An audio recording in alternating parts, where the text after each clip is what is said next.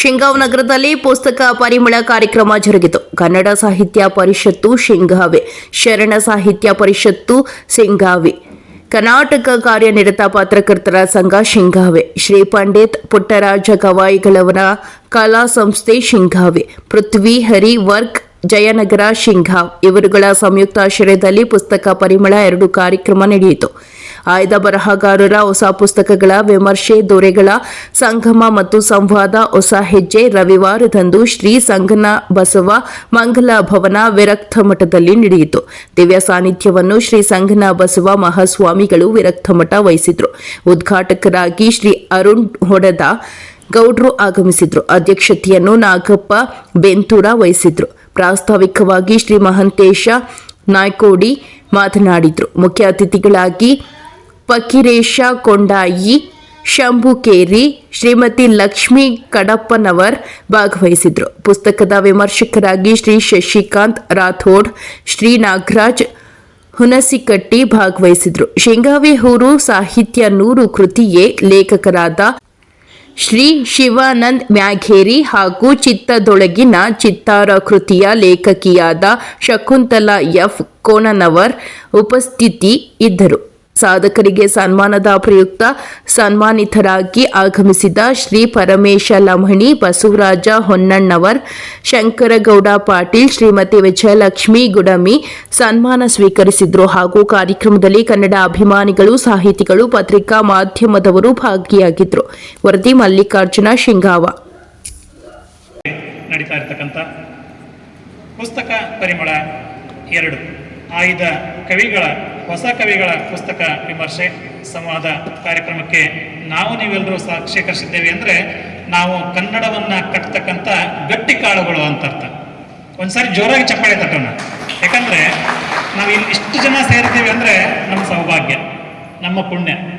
ಕನ್ನಡವನ್ನ ಕಟ್ಟಲಿಕ್ಕೆ, ಕನ್ನಡದ ತೇರನ್ನ ಎಳಲಿಕ್ಕೆ ನಾವಿಷ್ಟು ಜನ ಸಾಕ್ಷೀಕರಿಸಿದ್ದೇವಲ್ಲ. ಒಂದು ರವಿವಾರ ಸಿಗುತ್ತೆ, ಹೊಲದಲ್ಲಿ ಬೆಳೆದು ನಿಂತ ಇದೆ, ನೌಕರರಿಗೆ ಒಂದಿನ ರಜೆ ಸಿಕ್ಕಿದೆ, ತಾಯಂದರಿಗೆ ಒಂದಿನ ಬಿಡುವಿರುತ್ತೆ, ವಿವಿಧ ಸಂಘಟನೆಗಳ ಅಧ್ಯಕ್ಷರು ಇಷ್ಟು ಜನ ನಾವಿಲ್ಲಿ ಕೂತ್ಕೊಂಡಿದ್ದೀವಿ. ಒಂದು ರವಿವಾರ ಏನಾದ್ರೂ ನಾವು ಮಾಡ್ಬೋದಿತ್ತು. ಆದ್ರೆ ಇಲ್ಲ, ನಾವೆಲ್ಲರೂ ಸೇರ್ಕೊಂಡು ಕನ್ನಡ ಕಟ್ಟುವಂತ ಕೆಲಸಕ್ಕೆ ಪರಮ ಪೂಜ್ಯರ ದಿವ್ಯ ಸಾನ್ನಿಧ್ಯದಲ್ಲಿ ನಾವೆಲ್ಲರೂ ಸೇರೋಣ ಅನ್ನೋ ಒಂದು ಸಂಕಲ್ಪ ಮಾಡ್ಕೊಂಡು ನಾವಿಲ್ಲಿ ಎಲ್ಲರೂ ಬಂದಿದ್ದೇವಲ್ಲ.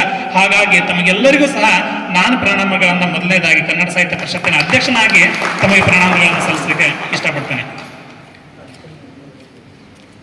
ಎಲ್ಲೋ ಹುಡುಕಿದೆ ಇಲ್ಲದ ದೇವರ ಕಲ್ಲು ಮಣ್ಣುಗಳ ಗುಡಿಯೊಳಗೆ, ಇಲ್ಲೇ ಇರುವ ಪ್ರೀತಿ ಸ್ನೇಹಗಳ ಗುರುತಿಸದಾದೆವು ನಮ್ಮೊಳಗೆ.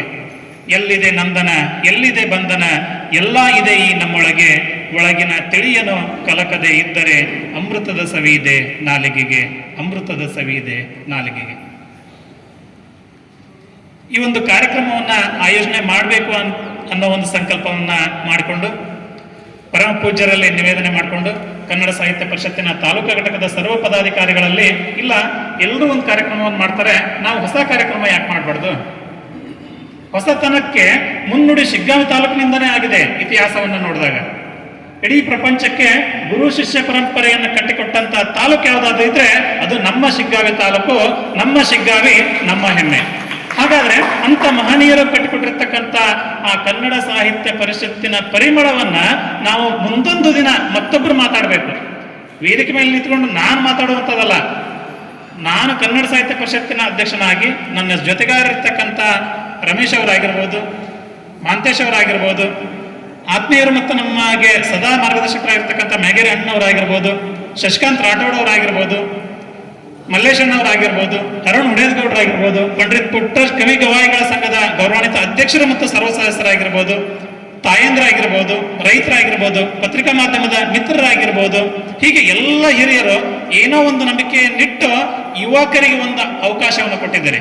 ಆ ಸಂದರ್ಭದಲ್ಲಿ ಇದು ಒಂದು ಅಧಿಕಾರ ಅಲ್ಲ, ಮಾಡ್ತಕ್ಕಂಥ ಸೇವೆ ಅನ್ನೋದನ್ನು ನಾವೆಲ್ಲರೂ ಸಹ ಮನಗಂಡಿದ್ದೇವೆ. ಆ ನಿಟ್ಟಿನಲ್ಲಿ ಕೇವಲ ಕನ್ನಡ ಸಾಹಿತ್ಯ ಪರಿಷತ್ತಿನ ಸದಸ್ಯರಾಗಿ ನಾವೆಲ್ಲರೂ ಸದಸ್ಯತ್ವ ತಗೊಂಡಿದ್ದೀವಿ. ಕನ್ನಡವನ್ನು ಉಳಿಸ್ಬೇಕು, ಬೆಳೆಸಬೇಕು ಅನ್ನೋ ನಿಟ್ಟಿನಲ್ಲಿ ನಾವು ಸದಾ ಸಾಕ್ತಾ ಇರ್ತೇವೆ. ಅದು ನಮ್ಮ ಸಂಘದ ದೇವೋದ್ದೇಶ. ಆದ್ರೆ ನಾವು ಒಬ್ಬರೇ ಸಹ ಕನ್ನಡ ಸಾಹಿತ್ಯ ಪರಿಷತ್ತನ್ನ ಕಟ್ಟಿದ್ರೆ ಸಾಲದಪ್ಪ, ನಿನ್ ಜೊತೆ ಎಲ್ಲರೂ ಕರ್ಕೊಂಡು ಹೋಗ್ಬೇಕು ಅನ್ನೋ ಪರಮ ಪೂಜ್ಯರ ಒಂದು ಆಶೀರ್ವಚನದ ಒಂದು ನುಡಿ ನಮ್ಮನ್ನ ಈ ಕಾರ್ಯಕ್ರಮ ಮಾಡ್ಲಿಕ್ಕೆ ನಮ್ಮನ್ನೆಲ್ಲರನ್ನು ಸಹ ಇಲ್ಲಿ ತಂದು ನಿಲ್ಲಿಸಿದೆ. ಕನ್ನಡ ಸಾಹಿತ್ಯ ಪರಿಷತ್ತಿನ ಸದಾ ಕಾರ್ಯಕ್ರಮಗಳಲ್ಲಿ ಪರಮ ಪೂಜ್ಯರ ಆಶೀರ್ವಾದ ಮತ್ತು ವೇದಿಕೆ ಮೇಲಿರ್ತಕ್ಕಂಥ ಎಲ್ಲ ಗೌರವಾನ್ವಿತರ ಆಶೀರ್ವಾದ ನಮ್ಮ ಎಲ್ಲ ಸದಸ್ಯರ ಮೇಲಿದೆ ಅಂದ್ರೆ ತಪ್ಪಾಗ್ಲಿಕ್ಕಿಲ್ಲ. ನಮ್ಮ ಹಾವೇರಿ ಜಿಲ್ಲೆಯ ಶ್ರೇಷ್ಠ ಕವಿಗಳು, ಈ ನಾಡು ಕಂಡ ಅಪ್ರತಿಮ ಬಂಡಾಯ ಸಾಹಿತಿಗಳು, ಆ ಒಂದು ಹಾಡು ನಮ್ಮನ್ನ ಬಡಿದೆಬ್ಬಿಸುತ್ತೆ. ಕಟ್ಟತೇವ ನಾವು ಕಟ್ಟೆ ಕಟ್ಟತೇವ, ಕಂಡ ಕನಸುಗಳ ಒಡೆದ ಮನಸ್ಸುಗಳ ಕಟ್ಟತೇವ, ನಾವು ನಾಡ ಕಟ್ಟತೇವ, ನಾವು ನುಡಿಯ ಕಟ್ಟತೇವ. ಎಷ್ಟು ಅದ್ಭುತ ಅಲ್ಲನ್ರಿ? ನಾವು ಏನೇನೋ ಕಟ್ಟಕ್ ಹೋಗಲ್ಲ, ಇರುವಂತರ್ನ ಒಟ್ಟಿಗೆ ಕರ್ಕೊಂಡು ಹೋಗುವಂತ ಕೆಲಸ ಮಾಡ್ತೇವೆ. ಇವತ್ತಿನ ಕಾರ್ಯಕ್ರಮದ ಉದ್ಘಾಟಕರು, ಆತ್ಮೀಯರು, ಸದಾ ನಮ್ಮ ಮಾರ್ಗದರ್ಶಕರು, ನಾವು ನನ್ಕಿಂತ ಹಿರಿಯರು, ಒಂದು ಸಂದರ್ಭದಲ್ಲಿ ನಾವು ಅವರು ಸಹ ಜಗಾಡಿದ್ದು ಉಂಟು. ಆದ್ರೆ ನಮ್ಮ ಎಲ್ಲ ಗುರಿಯರು ಒಂದು ಮಾತು ಹೇಳಿದ್ರು, ಅವರು ಹಿರಿಯರು, ನೀವು ಕಿರಿಯರು, ನೀವೆಲ್ಲರೂ ಸಹ ಒಟ್ಟಿಗೆ ಸೇರ್ಕೊಂಡು ಹೋಗಿದ್ದೆ ಆದ್ರೆ ಮುಂದೊಂದು ದಿನ ಶಿಗ್ಗಾಂವ್ ತಾಲೂಕಿನಲ್ಲಿ ಒಂದು ಹೊಸ ಮನ್ವಂತರ ಸ್ಟಾರ್ಟ್ ಮಾಡ್ತೀರಿ ಅಂತೆ. ಆ ಹೊಸ ಮನ್ವಂತರದ ಹೆಜ್ಜೆಗಳಲ್ಲಿ ಇದು ಒಂದು ಹೆಜ್ಜೆ. ನಾವು ಅರುಣ್ ಹುಡುಗರು ಸರ್ ಹೇಳ್ತಾ ಇದೀವಿ, ಇಲ್ಲ ಸರ್ ನೀವು ಒಟ್ಟಿಗೆ ಶರಣ, ನಿಮ್ಮ ಮಾರ್ಗದರ್ಶನ ಬೇಕು ಅಂದಾಗ ಸದಾ ಅವರು, ನೀವು ಯಾವತ್ತು ಕರಿತೀರಿ ನಾ ಅವತ್ತಲ್ಲಿ ಬಂದು ನಿಲ್ತೇನಪ್ಪ, ನೀವೇನು ಹೇಳ್ತೀರ ಅದ್ರ ನಿಮ್ಮ ಜೊತೆಯಾಗಿ ಹೇಳ್ಕೊಡ್ತಕ್ಕಂಥ ಜವಾಬ್ದಾರಿ ನನ್ನ ಮೇಲಿದೆ, ನಾನು ಮಾಡ್ತೇನೆ. ಶಿಗ್ಗಾಂವ್ ತಾಲೂಕಿನ 5ನೇ ಕನ್ನಡ ಸಾಹಿತ್ಯ ಸಮ್ಮೇಳನವನ್ನು ಅದ್ದೂರಿಯಾಗಿ ಮಾಡಬೇಕು ಅನ್ನೋ ನಿಶ್ಚಯವನ್ನು ಮಾಡಿಕೊಂಡಾಗ ಅರುಣ್ ಹುಡುಗರು ಸರ್ ಅದೇ ತಾನೇ 2ನೇ ಬಾರಿಗೆ ಅಧ್ಯಕ್ಷರಾಗಿದ್ರು. ಅವಾಗ ಇಲ್ಲ ಸರ್, ತಮ್ಮ ಎಲ್ಲ ಇಲಾಖೆಗಳ ನೌಕರರ ಬಾಂಧವರ ಸಹಾಯ ಸಹಕಾರ ನಮಗೆ ಬೇಕಂದಾಗ ಒಂದು ಮೊದಲನೇ ಮೀಟಿಂಗ್ ಅನ್ನ ಕರೆದು ನಮ್ಮನ್ನೂ ಸಹ ಅಲ್ಲಿಗೆ ಆಹ್ವಾನಿಸಿ, ಇಲ್ಲ ಸರ್ವರ ಸಹಕಾರವನ್ನು ನಾವು ಕನ್ನಡ ಸಾಹಿತ್ಯ ಪರಿಷತ್ತಿಗೆ ಕೊಡಬೇಕು, ಯಾಕಂದ್ರೆ ಕನ್ನಡ ಅಂದ್ರೆ ನಮ್ದು, ಉಸಿರಾಡುವಂತ ಗಾಳಿ ನಮ್ದು, ನಿಂತಂತ ನೆಲ ನಮ್ದು, ಹಾಗಾಗಿ ನಾವು ಸಂಪೂರ್ಣವಾದಂತಹ ಸಹಕಾರವನ್ನು ಕೊಡಬೇಕು ಅಂದಾಗ ನೌಕರ ಬಾಂಧವರಿಂದ ಸುಮಾರು ನಮಗೆ ರಾಠೋಡ್ ಸರ್ ಹೇಳಿದಾಗೆ 2 ಲಕ್ಷಕ್ಕಿಂತ ಹೆಚ್ಚು ಅಮೌಂಟ್ ನಮಗೆ ಬಂತು. ಹಾಗಾಗಿ ನಾವು ನಡೀತಕ್ಕಂಥ ಹೆಜ್ಜೆಯಲ್ಲಿ ಹೆಜ್ಜೆ ಗುರುತುಗಳನ್ನು ಬಿಟ್ಟು ಹೋಗ್ತಕ್ಕಂಥ ಸಂದರ್ಭದಲ್ಲಿ ನಮಗೆ ಗೌರವಾನ್ವಿತರಾಗಿರ್ತಕ್ಕಂಥ ಅರುಣ್ ಹುಡೇದಗೌಡರು ಅವರ ಸಹಕಾರ ಇದೆ ಅನ್ನೋದನ್ನ ನಾನು ಹೇಳದೇ ಇದ್ರೆ ತಪ್ಪಾಗುತ್ತೆ. ಸಲಹೆಯನ್ನ ಕೊಟ್ಟಿದ್ದಾರೆ.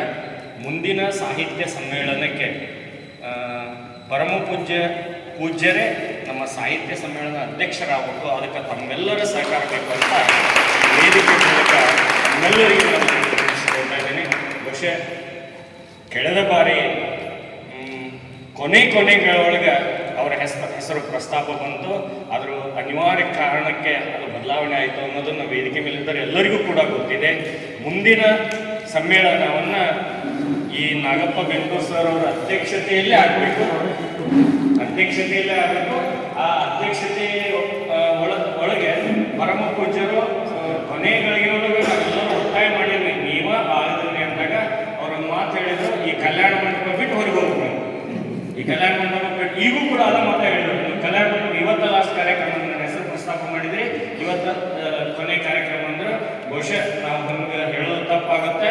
ದಯವಿಟ್ಟು ನಾನು ಈ ವೇದಿಕೆ ಮೂಲಕ ತಮ್ಮೆಲ್ಲರಲ್ಲಿ ವಿನಂತಿಸಿಕೊಳ್ತಾ ಇದ್ದೇನೆ, ನಾವೆಲ್ಲರೂ ಸಂಘಟಿತರಾಗಿ ಪರಮ ಪೂಜ್ಯರನ್ನೇ ಮುಂದಿನ ಸಮ್ಮೇಳನ ಅಧ್ಯಕ್ಷರನ್ನು ಮಾಡೋಣ ಅಂತ ತಮ್ಮಲ್ಲಿ ಮತ್ತೊಮ್ಮೆ ಮುಂದೆ ಮಾಡ್ಕೊಂತ ಮತ್ತೊಮ್ಮೆ ಕ್ಷಮಿಸಿ ಪರಮ ಪೂಜ್ಯರಿಗೆ ಕೊಡ್ತಾ ಇದ್ದೇನೆ.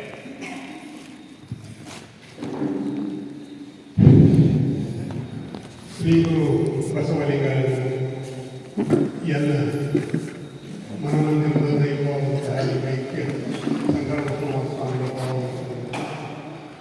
ಹಾಗೂ ಈ ಕಾರ್ಯಕ್ರಮದ ಉದ್ಘಾಟಕರು